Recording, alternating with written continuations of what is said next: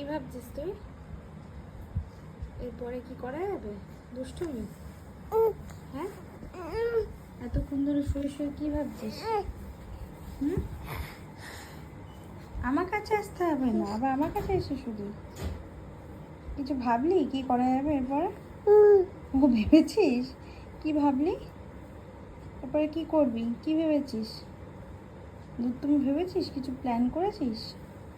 হ্যাঁ, প্ল্যান হয়েছে বা হয়েছে? কিছু প্ল্যানিং হয়েছে? ও আচ্ছা আচ্ছা, ঠিক আছে, তাহলে কালকে করিস, আজকের জন্য স্টপ থাক দুষ্টুমিটা। ওকে ওকে ওকে।